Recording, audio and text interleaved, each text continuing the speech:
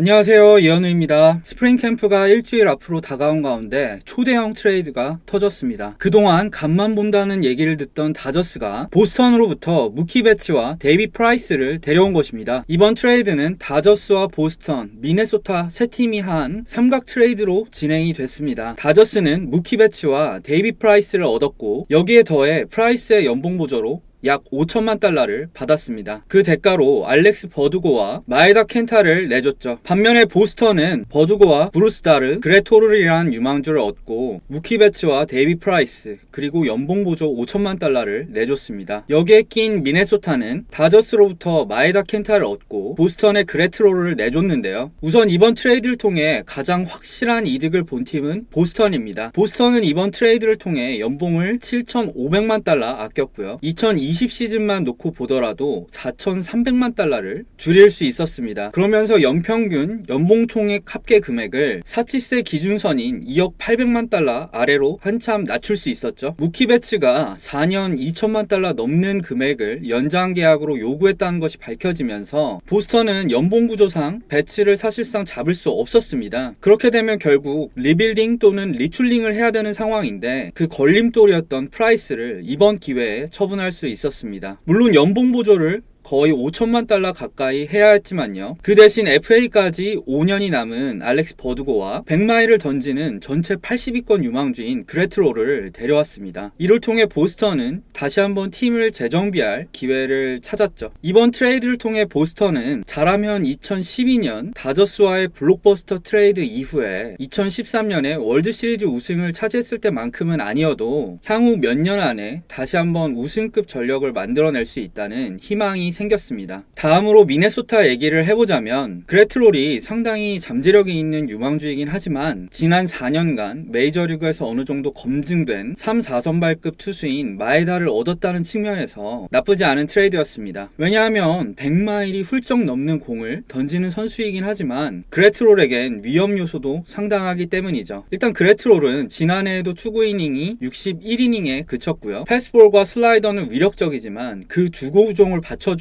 서드 피치가 없는 상태입니다. 그리고 아까 이닝에서 알 수 있듯이 내구성에도 이슈가 있는 선수죠. 그래서 많은 스카우트들은 그레트롤이 결국에는 마무리가 투수가 될 거라고 보고 있는데요. 한마디로 말해서 당장 빅리그에서 선발로 쓰기에는 어렵다는 얘기입니다. 그런데 지난해 100승을 한 미네소타에겐 당장 월드시리즈 우승을 위해서 현재 쓸 수 있는 선발 투수가 필요했죠. 게다가 그 선수의 보장 연봉이 4년 동안 1250만 달러 밖에 되지 않는다면, 그리고 후반기에 리치힐과 피네다가 돌아왔을 때 불펜으로 돌릴 수도 있는 선수라면 어떨까요? 당장 데려와야겠죠. 이런 여러가지 측면에서 마에다는 미네소타에 필요한 선수였습니다. 그레트로를 내준 게 그렇게 아깝지 않은 이유죠. 하지만 결국 이번 트레이드의 핵심은 배츠와 프라이스를 데려온 다저스가 과연 얼마나 이득을 받냐겠죠. 결론부터 말하자면 저는 매우 잘한 트레이드라고 생각합니다. 프리드먼에 대한 개인적인 호불호를 떠나서 이번 트레이드를 통해 저는 프리드먼이 FA 영입은 몰라도 트레이드 하나는 정말 기가 막히게 하는구나,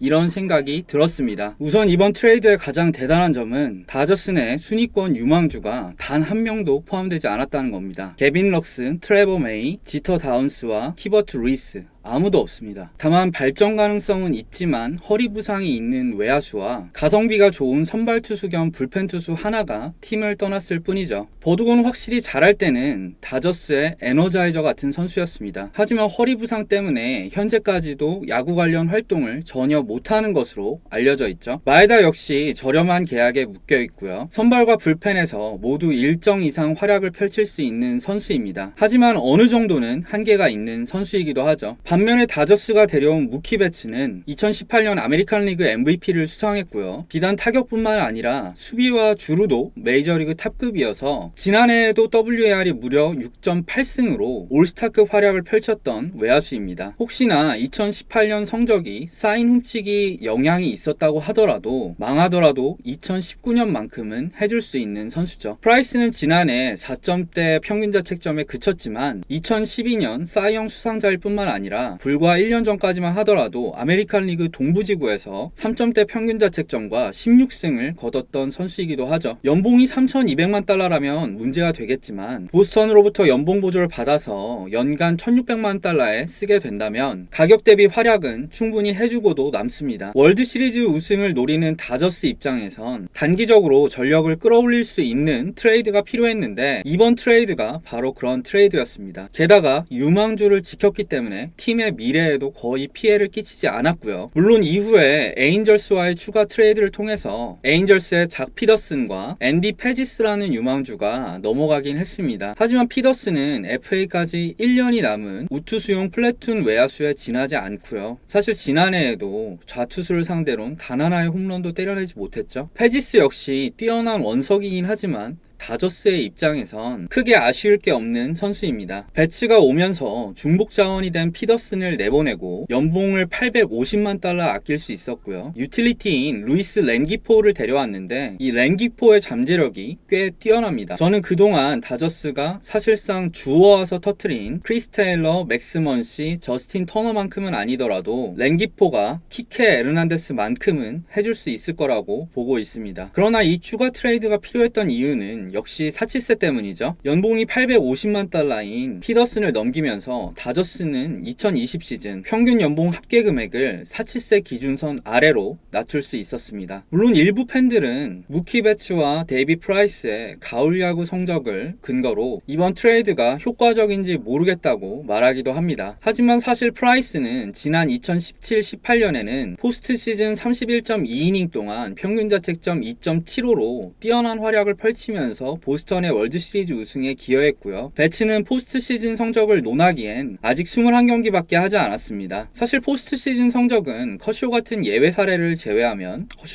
샘플 사이즈가 쌓일수록 대부분 정규 시즌 성적에 수렴하기 마련입니다. 가을 야구 성적은 이번 트레이드를 평가하는 기준이 될 수 없다는 얘기죠. 다저스 팬들 가운데는 피더슨과 버두고가 아깝다는 얘기도 있는 것 같은데요. 물론 마에다도요. 저도 다저스 경기를 오랫동안 지켜보면서 피더슨과 버두고 마에다에게 모두 정도 들었고 실은 류현진을 잡지 않은 다저스가 곱게 보이지 않는 것은 사실입니다. 하지만 이런 좋지 않은 감정을 배제하고 봤을 때 제 생각에 이번 트레이드는 다저스 입장에서 정말 잘한 트레이드입니다. 사실 해외 매체 반응도 대부분 다저스와 프리드먼의 찬양 일조입니다. 다저스 프런트에 대한 호불호를 떠나서 이런 일련의 트레이드를 생각해내고 모두 성사시켰다는 것은 정말 아무나 할 수 없는 일이죠. 보스턴과 다저스의 트레이드란 측면에서 득보단 실이 많았던 2012년 트레이드가 생각날 수밖에 없겠지만 트레이드 이후 연봉 상승분이나 미래 가치 변화를 생각하면 두 트레이드는 비교조차 되지 않습니다. 물론 다저스가 월드시리즈 우승에 또다시 실패한다면 얘기는 달라지겠지만 그건 지금 시점에선 알 수 없으니까요. 어쨌든 이번 트레이드의 성패를 지금 시점에서 분석하자면 이렇습니다.